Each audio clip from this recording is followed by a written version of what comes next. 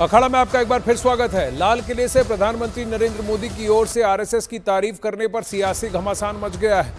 विपक्ष की ओर से सवाल उठाए गए हैं कि स्वतंत्रता दिवस जैसे मौके पर प्रधानमंत्री कैसे आरएसएस की तारीफ के लिए लाल किले का मंच बना सकते हैं। विपक्ष ने आरएसएस की आजादी में योगदान पर भी सवाल खड़े कर दिए।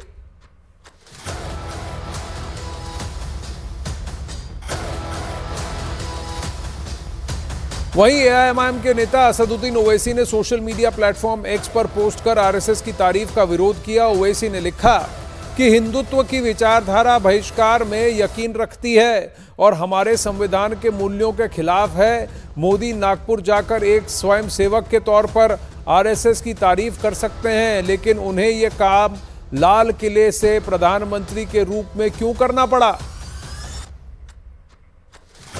अब वहीं कांग्रेस नेता सलमान खुर्शीद ने बीजेपी को आरएसएस के 59 संगठनों में से एक बताया।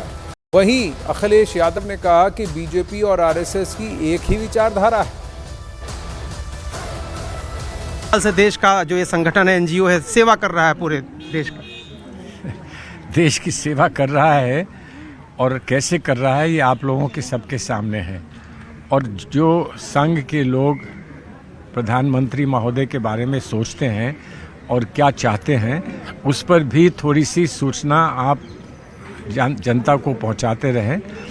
उन्होंने जिस संगठन से वो जुड़े हैं, जिस संगठन का वो हिस्सा रहे हैं, उसका उन्होंने उल्लेख किया है।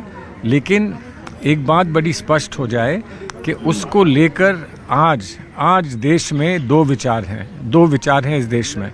हमारी पार्टी का, हमारे माननीय नेता राहुल गांधी जी का एक जो स्पष्ट विचार है वो बड़ा स्पष्ट है। हम लोग ऐसे दिन जैसा राष्ट्रीय पर्व हो, उस पर हमको वो बातें कहनी चाहिए कि हम कैसे लोगों को साथ लेकर आएं।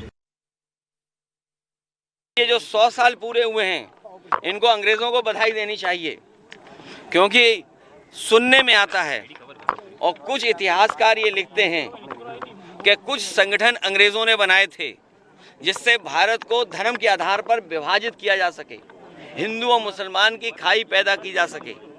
इसलिए संघी साथियों को भी अपनी पहली विचारधारा जो थी समाजवादी और सेकुलर, उसको याद रख करके देश को और आगे बढ़ाना चाहिए। अब वहीं बीजेपी के नेता रविशंकर प्रसाद ने कहा कि एक स्वयंसेवक के रूप में उन्हें बहुत गर्व हुआ कि आरएसएस के 100 वर्ष पूरे होने पर पीएम मोदी ने लाल किले की प्राचीर से इसकी तारीफ की। और एक स्वयंसेवक के रूप में मुझे बहुत गर्व हुआ कि राष्ट्रीय स्वयंसेवक संघ के 100 वर्ष पूरे हुए हैं, तो लाल किले की प्राचीर से उन्होंने इस महान संगठन के महान काम की तारीफ किया। अब वहीं लाल किले से संबोधन के दौरान पीएम मोदी ने आरएसएस का जिक्र किया। पीएम ने कहा कि आरएसएस दुनिया का सबसे बड़ा एनजीओ है। आरएसएस 100 साल से राष्ट्र की सेवा में है। आज मैं बहुत गर्व के साथ एक बात का जिक्र करना चाहता हूं। आज से 100 साल पहले एक संगठन का जन्म हुआ, राष्ट्रीय स्वयंसेवक संघ। 100 साल की राष्ट्र की सेवा एक बहुत ही गौरवपूर्ण स्वर्णिम पृष्ठ है। व्यक्ति निर्माण से राष्ट्र निर्माण के संकल्प को लेकर के 100 साल तक मां भारती का कल्याण का लक्ष्य लेकर के लक्षावधि स्वयंसेवकों ने मातृभूमि के कल्याण के लिए अपना जीवन समर्पित किया है। सेवा, समर्पण, संगठन और अप्रतिम अनुशासन, ये जिसकी पहचान रही है, ऐसा राष्ट्रीय स्वयंसेवक संघ दुनिया का ये सबसे बड़ा एनजीओ है। एक प्रकार से 100 साल का उसका समर्पण का इतिहास है। आज लाल किले की प्राचीर से 100 साल की इस राष्ट्र सेवा की यात्रा में योगदान करने वाले सभी स्वयंसेवकों को आदरपूर्वक स्मरण करता हूं और देश गर्व करता है राष्ट्रीय स्वयंसेवक संघ की इस 100 साल की भव्य समर्पित यात्रा को, और हमें प्रेरणा देता रहेगा। अब वहीं लाल किले पर जश्न आजादी में राहुल गांधी के शामिल न होने पर बीजेपी ने प्रश्न उठाए। बीजेपी के अमित मालवीय ने इसे लेकर एक्स पोस्ट पर लिखा कि राहुल गांधी लाल किले पर स्वतंत्रता समारोह से नदारद थे। वो कांग्रेस मुख्यालय में दिखे। उनके पद पर आसीन किसी व्यक्ति के लिए ऐसी अनुपस्थिति राष्ट्रीय अवसरों के प्रति उनकी प्रतिबद्धता के बारे में एक खराब संदेश देती है। अब वहीं 79वें स्वतंत्रता दिवस पर लाल किले के समारोह में कांग्रेस नेता राहुल गांधी और मल्लिकार्जुन खड़गे की गैर मौजूदगी पर बीजेपी ने निशाना साधा है। बीजेपी ने इसे मुद्दा बनाते हुए राहुल गांधी पर सेना और संविधान के अपमान का आरोप भी लगा डाला।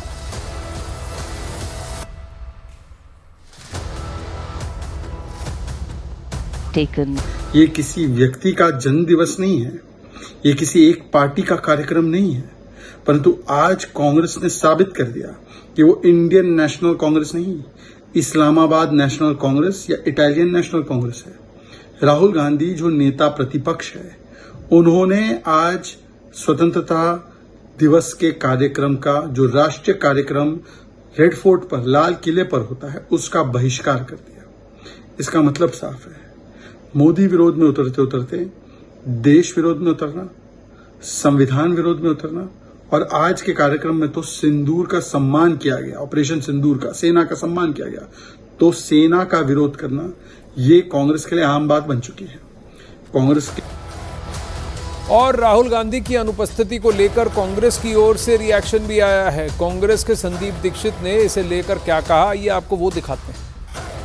हमने पिछली बार देखा राहुल जी, जिसको एक आपको कोई पसंद हो या ना पसंद हो, लीडर ऑफ द ऑपोजिशन जो है वो कैबिनेट रैंक पाता है और उसके अलावा उसका एक अपना महत्व होता है। आपने जो, मुझे याद है पिछली बार कोई तीसरी या चौथी रो में उनको बिठा के रखा हुआ था, शायद मिनिस्टर ऑफ स्टेट भी जहाँ नहीं बैठते हैं। तो आप अपनी तरफ से प्रोटोकॉल में किसी को असम्मान दें, किसी को जानबूझकर ऐसे बिठाकर दिखाना चाहें कि कोई आप अपना शक्ति प्रदर्शन उस व्यक्ति पे कर रहे हैं, उस व्यक्ति की पोस्ट की गरिमा नहीं रख रहे हैं, तो ज़्यादा बेहतर ये है कि हम अपने घर से उनका भाषण सुने। उधर स्वतंत्रता दिवस के मौके पर कांग्रेस अध्यक्ष मल्लिकार्जुन खड़गे का कांग्रेस मुख्यालय पर तिरंगा फहराने का वीडियो जमकर वायरल हो रहा है। वायरल वीडियो में मल्लिकार्जुन खड़गे रिमोट से तिरंगा फहराते हुए दिख रहे हैं।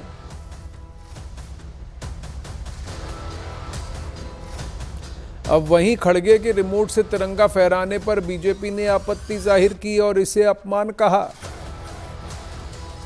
15 अगस्त को जब फ्लैग होस्टिंग की जाती है तो उसके कई सारे dos and don'ts, rules and regulations होते हैं फ्लैग कोड ऑफ इंडिया के तहत। उसको तोड़ा नहीं जा सकता, उसको पूर्ण तरीके से फॉलो करना चाहिए, और ख़ास करके जो लोग बड़े पदों पर है, एलओपी के पद पर है, उनके लिए तो ज़्यादा अनिवार्य है। क्या ऐसा किया गया, या जिनको कहा जाता है कि वो रिमोट कंट्रोल्ड राष्ट्रीय अध्यक्ष है, उन्होंने रिमोट कंट्रोल के साथ फ्लैग को होइस्ट कर दिया।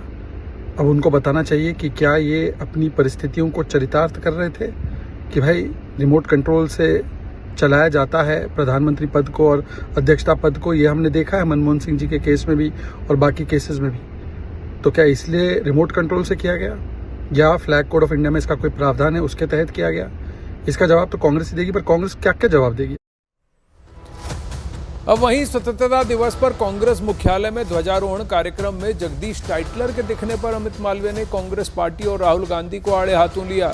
सोशल मीडिया पर ट्वीट कर अमित मालवीय ने लिखा कि सिखों का नरसंहार करने वाले जगदीश टाइटलर एक बार फिर कांग्रेस मुख्यालय में राहुल गांधी के साथ नजर आए हैं।